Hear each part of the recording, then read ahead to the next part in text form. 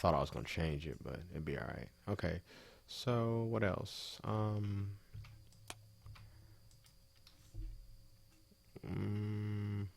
I think I want to make this area a little larger. So let's see here. Control A. Get a little bigger.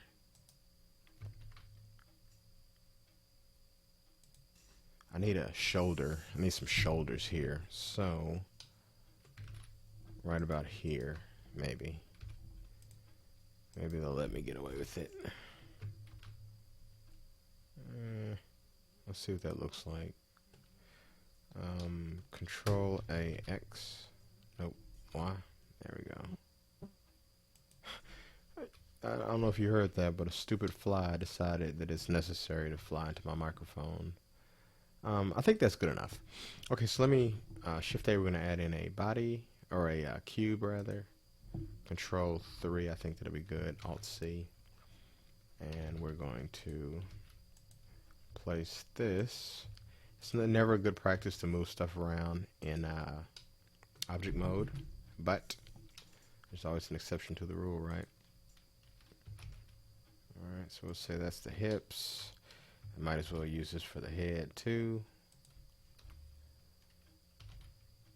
And then one more for the front, because if you look at a skull, your face is basically like a mask the way it's put on. Alright, so we're going to take these two. Matter of fact, just take all of it. Just grab it all. And Shift S to put the cursor to world origin. And then I want to make sure everything's snapped to it. As far as adjusting all my points of origin. Okay, so I think we're good on that. So now what we can do is we can hide these sketches. Now we're just looking at this. As you can see, my normals have been flipped. So let's fix that. Shift in and fix this one. Shift in. Let's turn off some of this wireframe, or not wireframe, but the what do you call that? What is that called? X-ray. Her arms look a little big. So let's bring back the let's see here. Let's bring back the sketches. I feel like maybe the bicep maybe is a little bit big. So let's see what we can do there. So between here and here, I'm just going to throw in a sub D and scale that in a little bit, and just scale these a little bit. She has very, very bony arms. Something like that. So between here and here, you want another one. Right about there-ish, maybe. Well, actually, right about here. Maybe scale that down a little bit. And then between here and here, we'll do another one so that we can beef this one up a little bit. Just a hair. Something like that. This is something... Whoops, what's this? Hold on. Oh, okay. I was going to do an extrusion, but I didn't realize I had both of them selected. What I was going to say is this is something that's a little different than what you may be accustomed to. Let's see here. Control A, X. Nope. Yeah. Cool. And what that is a lot of people do all this as one unit, but for today's demonstration, I don't know, I just chose not to. Alright, so this one here, we'll scale this down a little bit. Maybe from here to here, add one in. Oh, and another thing is, a lot of people sub-D this, yeah? Subdivide's what I was trying to get out. They subdivide it, right? And there's nothing wrong with that. That's good. But I just haven't done it yet. But still, even without a subdivision, let's hide these sketches again. That's why it's helpful to put your stuff in collections. It stays organized. What was I going to say? Even without the subdivisions, it still looks like a human. A humanoid, at least. So let's grab all this here and isolate it. So you can tell that that's a humanoid. That face, I don't know why the head dropped like that. So let's put that back in place. It'll be roughly like that. something like that. Okay, so I think we're gonna go into sculpt mode real quick, and I'm gonna fight with sculpt mode because the lag, man, that lag is just terribly annoying. It kills my experience as far as the enjoyability of this. I know I've said that 100 times, but it really does. Maybe I need more RAM. I don't know. All right, and I'm not going to go into this in much detail at all because this is not it. Yes, it is the body, but at the same time, you know, this is a video in itself, literally. So,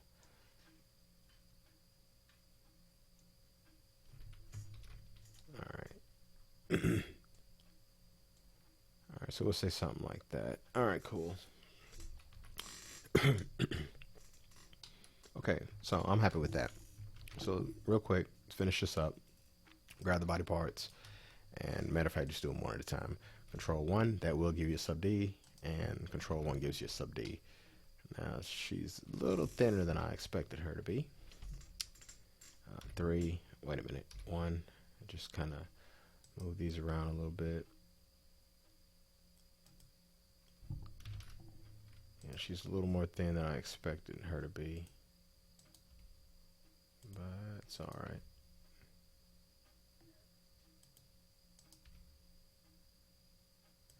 Let's try this. We're gonna select this piece right here, and then I'm gonna pivot off of the 3D cursor, and then grab all this stuff here.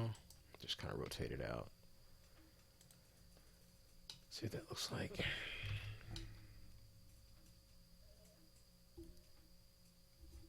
She is seriously narrow, isn't she? All right, so what do we have for reference photo here? That skull, I just want to just look at it just a little bit, and then I'll be done. Where's here we go. All right, so she got a pretty wide face. So let's see what we can do with that. Now, okay, here's another thing. I'm not gonna be dealing with the fingers. All right, object mode. I mean right now. I don't mean period. I just mean right now. I'm not gonna be dealing with the fingers.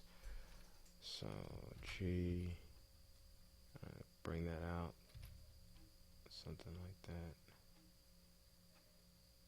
That's hilarious, man. That this fly is like ruining my audio here.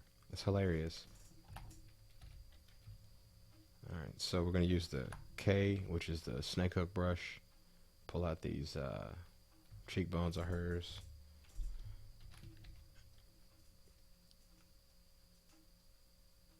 Alright, so if that's the case, then I need to go to the back of the skull here and squeeze that in just a hair, something like that. Alright, so we'll say that's good for now. I'm pretty happy with that. What's the old boy's name from Nightmare Before Christmas? Jack Skellington, I think. That's what she looks like. Well, not really, but there is a resemblance. Okay, so that's cool. All right, so that's that. So on to number 3, which will be, I guess, fleshing out the body, like revoxing this and fleshing out the body. That's what we're going to call number 3. So we'll move on to that in our next video. So we'll see you then.